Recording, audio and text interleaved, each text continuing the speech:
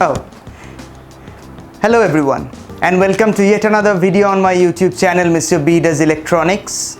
So today I'll be showing off this Arduino based distance and tilt meter with a added laser pointer that I was playing around with previously. So if this is something that piques your interest, stay tuned to the video and I will show you all of its working along with its circuit diagram, and every other tips and bits will be linked in the description below as always. So let's not waste any more time and get into the video. So let's get an idea what is visible on the outside and what all parts can be identified. So let's start with this one. This is the LCD display that I'm working with. This is the potentiometer that will adjust the contrast of the LCD display. As you can see over here, it is adjusting the contrast. This is the main on-off toggle switch. This is the ultrasonic sensor that is actually doing all the measuring, all the distance measuring and everything. This is an Arduino compatible laser pointer. This is a tactile switch to go to the different modes that this software offers. And this is a 5-volt booster circuit as well as a charging circuit. So this is actually a power bank circuit which is running the whole operation. So now let's move on to the inside and let's see what all is there.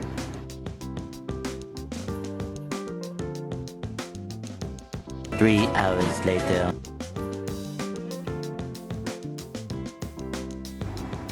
Voila. It's open. Oh yeah, it's a rat nest on the inside. So I won't go opening up it too much. I hope you can see on the inside. Let's zoom in. So first of all, this is the Arduino Nano, that is the brain of the whole operation. This is an booster circuit which boosts the 5-volt to 9-volt, mainly because so many peripherals and devices running off of the 5-volt of the Arduino Nano, it was shutting down.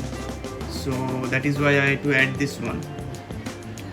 So this is the MPU6050 that is responsible for the tilt sensing, that is the yaw and other tilt measurement. This is an accelerometer.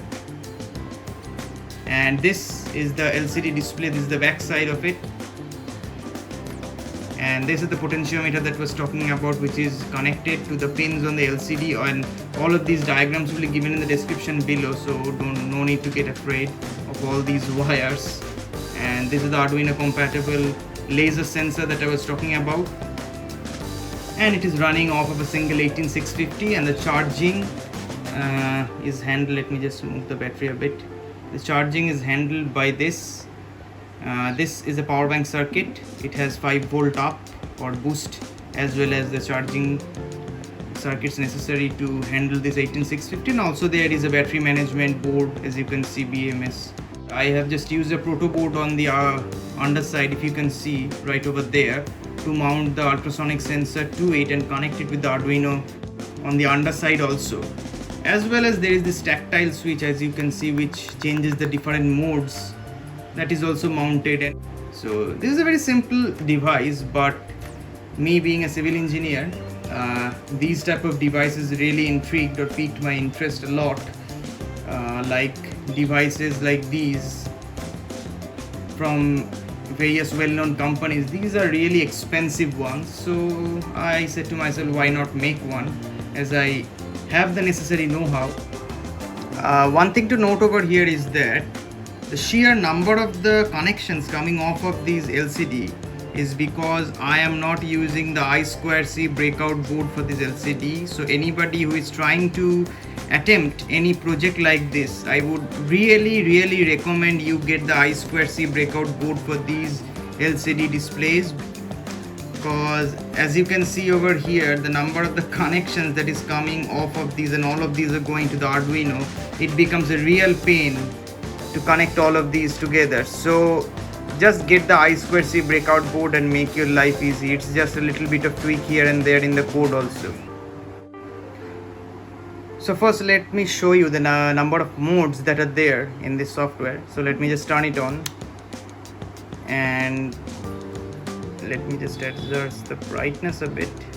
So if I touch this potentiometer, as you can see, the contrast will get adjusted. So let me just keep it at this, and as you can see, the laser is on. So this button on the underside or towards the side will act as the input button basically. So let me go with a unit a centimeter. So press and hold will go to the first mode, that is the distance sensing mode. That is, as you can see over here, I'm moving my hand to and fro and I'm getting a change. So that is the first mode, that is the distance sensing mode. You can also save the first distance, and let's save this second one by just clicking on this button once. Pressing and holding will put us into the MPU6050 mode, that is the tilt sensing mode. So this is the pitch angle in this direction, the way I have mounted the MPU6050. Pressing it again will put us into the roll angle, which is in this direction for my mounting direction of MPU6050. If you just rotate it 90 degree, then this dimensions will also get rotated. And if we press again, it will go back to the pitch angle. If we press and hold, and it will go back to the first screen where we can select the unit. So let me just show you some examples of this into action. So as you can see, I have moved to my window and I have just put this car battery box as an obstacle, and this is a scale. If I zoom in over there, as you can see it,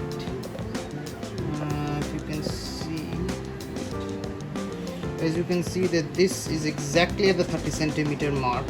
I can move in a bit. As you can see, this is exactly at the 30 centimeter mark, and the device, if you look it straight on, it is at the 30 centimeter and it is giving us 30 centimeter and 29. It is hovering around because it's a lot of open space, and this can be a reflective surface also. So it is quite accurate, being a DIY device. So as you can see, I have moved the box to 28 centimeter. As you can see over there, a little bit farther than 28 centimeter, and it is giving us 0.28 meters. So it is more or less accurate with a few centimeters here and there. So I would say, being a DIY device, it is doing a good job. So this is the MPU6050 in action in its roll angle mode. So as you can see, it is 0 degree. It will flicker here and there because the optimization is not done within the code. So more or less it is giving us correct, because this slab is actually level surface. And to see any change, let me just tilt it a bit. As you can see, if we tilt it in this direction, it increases, and also if in this direction, then it will increase. So this slab is a level surface which is being correctly depicted by this device. So the way the MPU6050 is placed inside this cabinet box, to get the accurate pitch angle, I have to orient the box in this way. So it's not convenient, but it's something that I found out after I have hot glued everything in place. So in your case, please be careful. So to get the accurate measurement of the pitch angle, see, it is moving. If I just tilt the device here and there, so at this surface is a level surface. I already know because this is a design slab, so it is a level surface, so it is giving an accurate result. So that concludes this video, or the demonstration of this Arduino based distance and tilt meter. So a few pointers for anyone who is trying to replicate this project or want to build something like this for themselves. This potentiometer needs to be 10K. I use a 100K potentiometer because that is what I had laying around in YouTube page. If I just move it a little bit, see, the thing just vanishes. As you can see, it is a bit touchy. So 10K is the recommended one. So that is one thing. function. And another thing is, I would recommend to use the I2C LCD display. Less wires means less clutter. You don't have to deal with the rat's nest. So while I was building, I became very confused, so don't be. And one improvement that I brought about in this design is this laser pointer. In actuality, it doesn't do much, but if you want to measure a certain distance, or if you want to know what surface this is, the distance is coming off in this device, this laser pointer helps out a lot, because it demarcates the wall or the surface from which it is capturing its distance. So that is one improvement I brought about in this design.